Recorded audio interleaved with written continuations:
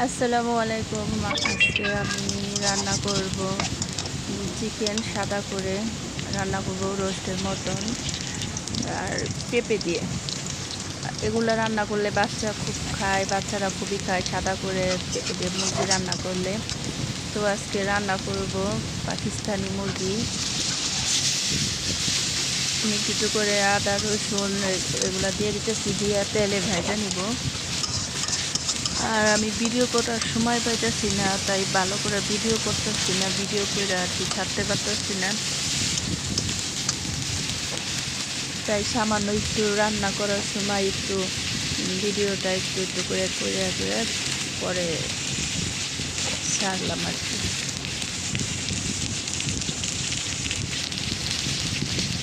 তো আমার একটু একটু করে সব মশলাই দেওয়া শেষ হয়ে গেছে।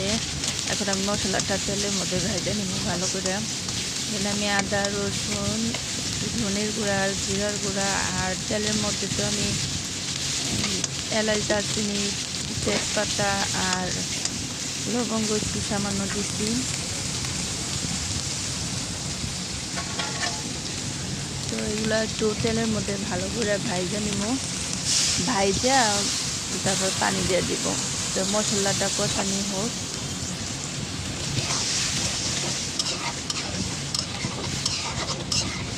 আমি রান্না করলে দেখা যায় খুব কম পরিমাণ তেল দিই, কিন্তু তেল দিই ভিডিওতে কম, মানে দেখা যায় না ভালো করে। এই যে আমার খাসির গোস্ত রান্নাটা হয়ে গেছে। আমি খাসির গোস্ত রান্না করছিলাম, আগেই রান্না করে রাখছিলাম। এখন রান্না করে রাখছি, তো ভিডিওটা করতে পারিনি রান্নার সময়। তো রান্না করে এখন একটু ভিডিও করলাম। এখন আমি এই যে পরে গরুর গোস্ত রানবো। তো খাসিটা ভালোই হয়েছে, গন্ধ নাই। এখন আমি গরুর গোস্ত রানবো। সরিষা তেল দিয়ে নিচ্ছি আগে, এর মধ্যে এলাচ দারচিনি তেজপাতা এগুলো সব দিয়ে নিচ্ছি। পেঁয়াজ দিয়ে নিব, একটু একটু করে পেঁয়াজ দিতেছি। এক হাতে তো আমার মোবাইলের জন্য স্ট্যান্ড কিনা হইতেছে না, এর জন্য আর কি এক হাতে মোবাইল রেখে আর এক হাতে রান্না বান্না করার লাগতেছে। যাই হোক, এই জায়গার মধ্যে আমি 3.5 কেজির উপরে আমি গরুর গোস্ত রান্না করব এই জায়গার মধ্যে। তো রোদ উঠছে, রোদের কারণে যে গুলা আসতেছে আর জানালাতে রোদ আসে, তো দেখা যায় না ভালো করে গোলা আসে। তো আমি তেজপাতা বেশি কাঁচামরিচটা আমি বেশিরভাগ দিই না গরুর গোস্তর মধ্যে, কম দিই। কিন্তু আমি শুকনো মরিচের গুঁড়াটাই বেশি দিই, কারণ গরুর গোস্ত একটু টকটকা হইলে ভালো লাগে। যদি কাঁচামরিচ দিয়ে খাই, কাঁচামরিচটাই বেশি দিই। তো গরুর গোস্ত যেভাবে রান্না করে সেভাবেই ভালো হয়। এটা তো আর দেখার কিছু নাই, বলারও কিছু নাই। বেশিরভাগ মানুষ সবারই গরুর গোস্তটা পছন্দ। তো আমি যে গরুর গোস্তটা করতেছি, পেঁয়াজটা ভেজে নিব। তো গরুর গোস্তে যে অতিরিক্ত পেঁয়াজ দিলেও কিন্তু গোস্তটা টক টক হয়ে যায়, আর গরমের দিন থাকলে গন্ধ উঠে যায়, বেশিক্ষণ থাকে না। তো পরিমাণ মতন পেঁয়াজ এগুলো আমার যা লাগবো সব দিচ্ছি। মামুনি, তো ওই যে আমার মামুনিটা উঠছে সকালবেলা, ওইটা ফুল হাতে নিচে নিয়ে আমার কাটতেছে। মামুনি আমার দেখাইতেছে।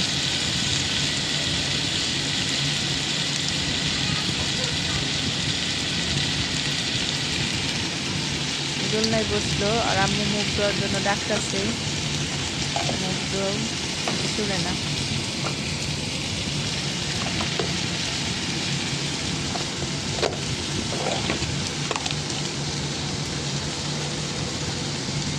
তো আমি প্রথমে রসুনটা দিচ্ছি, রসুনটা দিয়ে আর ভাজা করে নিয়ে তারপর আমি দিব আদা মশলা যা লাগে সব আস্তে আস্তে দিয়ে দিব। তো আমি তো এক হাতে মোবাইল আর এই যে মশলার মুখাগুলো আগে থাকতে তুলে নিই নেই, ওইগুলো এক হাতে ফুলতে দিতেছে।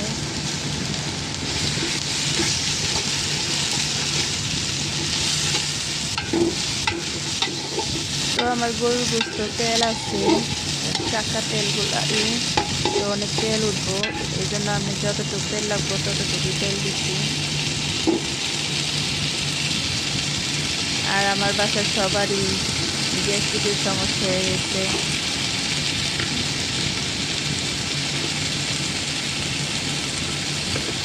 তারপরও রান্না করতে গেলে তেল আর কম দেওয়া হয় না, এই তেল যা লাগে তাই দেওয়া হয়, কারণ হাতের আন্দাজ সবসময় এক হয় না, সমান হয় না।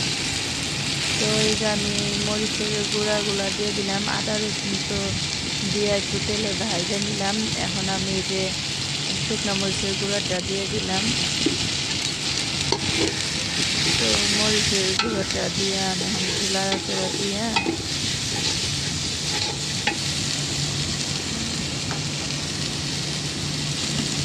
পানি দিয়ে দেবো আর কি।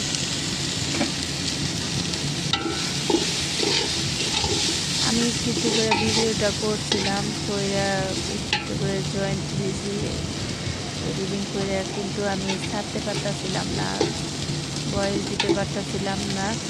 তো দুপুরবেলা আমি খাওয়াটা সেরে পরে শুয়ে আমি ভয়েস দিতেছি। পরে যে মশলাটা আমি একটু ঢাইকা ভালো করে কষাইতেছি সমস্ত কিছু দেওয়ার পরে। আমি কিন্তু হলুদ লবণ সব কিছুই দিছি, একটু দেখা যায় নাই। তো এই যে আমি গোস্তগুলা দিয়ে নিতেছি। তো গোস্তগুলো আমি অনেকগুলা ধোয়া দিছি, ধোয়া দিয়া তারপরে আমি পানি আবার ঝরাইছি। তাও আমি ঢাইলা দিলাম না, যদি নিচে পানি জমে, বেশি গোস্ত পানি জমলে ওই পানি দিয়ে কষানি, ওই পানি দিয়ে হয়ে যায়, আর ঝোল লাগে না, কিন্তু ওরকম আমার ভালো লাগে না। তাই আমি পানি একটু ঝরিয়ে নিচ্ছি, ভালো করে একটা একটা করে নিলাম, নিয়ে আমি এখন ভালো করে কষা কষা কইরা তারপরে আমি একটু ঝোল দিব, ওইটা আমার ভালো লাগে। কিন্তু এই যে গোস্ত থেকে যে ঝোল উঠে ওই ঝোলেই যে রান্না হয়ে যায় বেশি গোস্ত থাকলে, এটা আমার ভালো লাগে। এই যে হাড়টা মানে সুন্দর হাড় ফাইটে গেছে, ক্যালসিয়াম এগুলো সব বের হয়ে গেছে। তারপরেও দিয়ে দিলাম ওই যে হাড়ের সাইডে যে রগটা আছে, রগটা ছুটে গেলে হাড়টা বাইরে ফালে দিব আর কি। তো আমার এই মা খালা ওরা কেউ জানে না, আমার চাচা চাচি ওরা কেউ জানে না যে আমি রান্না করতে পারি, আমি যে রান্না করি জানে না। আমার হাত এক হাত ভাঙ্গা ছিল, যে আমার চাচারা কেউ কাজ করতে দেয় না, কাজ করা দেখলে আমার মারে বকা দিত। তো আমার চাচারা আমার অনেক আদর করতো, আমার এখনও আমার নাম ধরে আমার চাচারা ডাকে না। তো আমার চাচারা এখনও আমার মা করে ডাকে, আমি না যে দেখা না করলে আমার চাচারা পাগল হয়ে যায়। তো আমি যে হাত দিয়ে রান্না করতে পারি ওনারা খুবই, কারণ আমার হাতটা ভাঙ্গা ছিল, এই হাত দিয়ে আমার অনেক বাম হাতে চাইতে ডাইন হাতটা আমার ভাঙ্গা, কিন্তু ডাইন হাতে আমার অনেক শক্তি। এই যে আমার ছেলে ডাকনার মধ্যে ছেলের নামের অক্ষর, মেয়ে কয় শুধু আমার কাউসারের নামের অক্ষর দিছো, আমার নামের অক্ষর দাও না। এই যে দিক দিয়ে আমার ননদের ছেলে উঠে গেছে, ওই কিন্তু আমার সোনামা বলে ডাকে। তো ওই উঠে এখন ওই যে দোলনা খাইতেছে, একজন ছেলে গেল, ওই একজন। এই যে আমার গুস্তটা কষানি হয়ে গেছে, তারপরও কিনার দিয়ে লেগে লেগে যেতেছে, তো ভালো করে কষে নিব। একটা একটা করে গুস্ত দিছি, তারপরেও কত বানিয়েছে। এদিকটা আমি ওই যে পোলাওটা বসাই দিলাম, প্রায় 2 কেজি চাইলের পোলাও। তো আমার পেঁয়াজটা একটু বাদামি কালার হয়ে গেছে, আর আমার পোলাও চালটাও একটু লাল লাল, এই রংপুর থেকে আনা আর কি, খেতের দানের চাল রংপুর থেকে আনছিল। তো অনেকগুলা চাল আমার কারণে নষ্ট হয়ে গেছে, পোলার চাল আমার শাশুড়ি মা চাইরা রাখছে, ওগুলো আবার ভালো ছিল, আর যেগুলো কুড়া সহ রাখছি ওগুলো আবার নষ্ট হয়ে গেছে। তো এই যে আমার তরকারিটা আমি ঝোল দিয়ে দিচ্ছি, কষানি শেষ, ঝোলও দিয়ে দিচ্ছি, আর একটু পরে আমি নামে ফেলবো। তো আলুটা একটু দেখলাম শক্ত শক্ত রয়েছে, ঝোল দেওয়ার একটু আগে আলু দিয়ে একটু ভালো করে কষিয়ে নিয়ে তারপরে দিচ্ছি। আলু দিতে চাই না, তারপরে একটু আলু দিলাম। এই যে আমার পোলাওটা হয়েছে, আমি আবার পোলাওটা একটু পেঁয়াজটা ভালো করে ভাজা হয়েছে দেখে তাই আলুর জন্য আর আমি পেঁয়াজ ভাইজা উপরে ছিটে দিলাম না,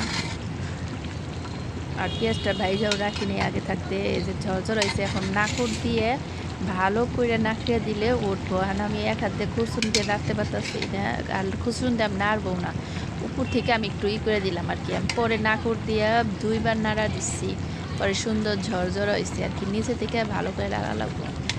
আর আমি অতিরিক্ত তেলও দিই না, কারণ আমার মেহমানরা না বলছে যে তেল মশলা কম দিতে, তাও আমার যা লাগবে তাও দিছি। পোলাওর মধ্যে হয়েছে, ভিডিওর মধ্যে দেখা যাইতেছে তেলই হয় নাই, তো হয়েছে। কিন্তু খেতে জানের পোলাওটা খুব মজা, ঘ্রাণ অনেক, ভেজাল মুক্ত চাউল, কোনো পারফিউম নাই, কিছু নেই, কিছুই করা। তো আমি গোস্তটা আবার একটু নাড়াচাড়া করে দিলাম। পরে একটু পর দেখতেছে আলু সিদ্ধ হয়েছে নাকি।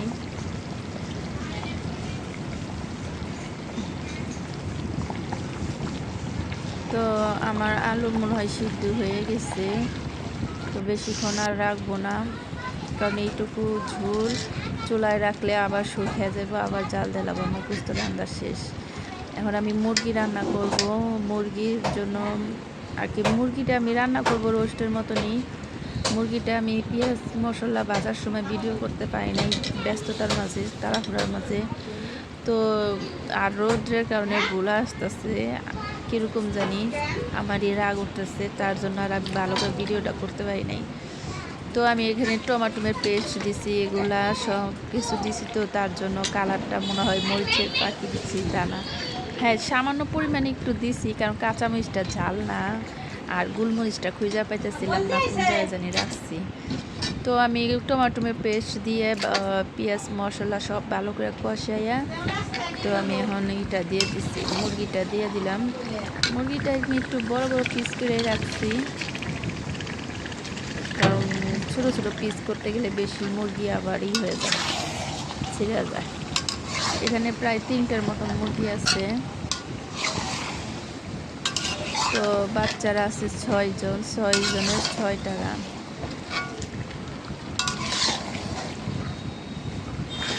তো এক হাতে আমি ডাকতেছি, গেছে, এখন আমি ঢাইকা দিব। তো এইখানে আমি আবার টক দই দিব না, কারণ টক দই দিব না, আমার শাশুড়ি মা আবার দুধ জাতীয় কোনো কিছু খায় না। তেল দেখা গেছে অনেক তেল দিছি, কিন্তু আমার রান্নার পরে এই যে অনেক তেল দিছি,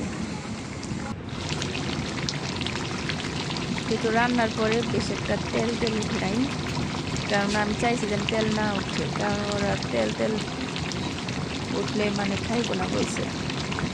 তো ওই যে আমার টক দই দিব না দেখে একটু লেবু চিপড়ে দিলাম, কারণ এরকম করে মুরগি রান্না করলে সামান্য একটু পরিমাণ লেবু চিপড়ে দিলে আর ভালো হয়। আমি গরুর গোস্তের জন্য আলু কাটছিলাম, তো আলুগুলো রেখে দিলে আবার ফ্রিজে কড়াইচা ধরে যেতে পারে, ছিল আলু, পরে আমি মুরগির মধ্যে 2 পিস দিয়ে দিচ্ছি। তো আলুগুলো খাইছি আমরা, এই ভালো লাগছে, ডাউল দিয়ে লেবু দিয়ে চিপড়িয়ে খাইছি। আবার গরুর গোস্ত তো সাথে ছিলই, ভর্তা ছিল, শুটকি ভর্তা, গরুর গোস্ত, খাসির গোস্ত, আর মুরগি, পোলাও, ভাত,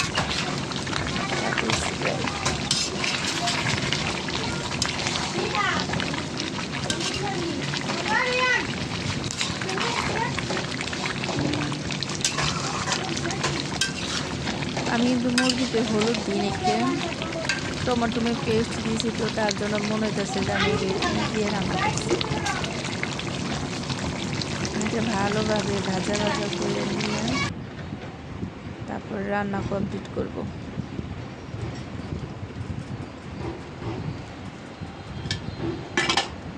এই যে আমার রান্না কমপ্লিট, রান্নাগুলো হয়ে গেছে। তো রান্নাগুলো হয়ে গেছে, যে আমার সাদা ভাতও হয়ে গেছে। আমার মেয়ে আসছে খাওয়ার জন্য, একটা আজান দিছে, তো ওরে খাবার দিতে হবে। এই বেবি, ওইখানে বসে রইছো কেন? পড়ে যাবে না? তোমার বলে মনে আজকে খুব কষ্ট। খাওয়া দাওয়ার পরে বিকালবেলা আমি আর নাজিবা দুষ্টামি করতেছি, সব বাচ্চারা গেছে গা। তুমি বললা তোমার ফুপি চলে গেছে, তাই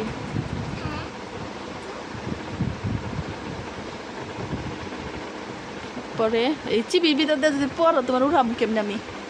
হ্যাঁ নামো, হঠাৎ করে পড়ে গেলে আমি উঠাইতে পারবো না। তোমার মনে বলে খুব কষ্ট।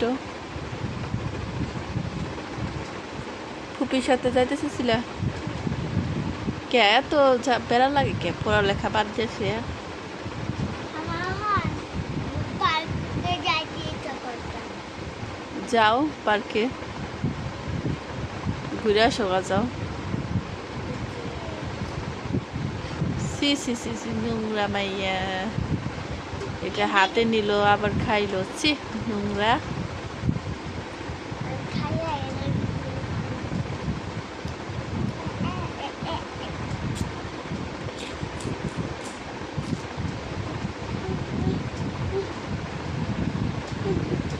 আমার হাতে দাদা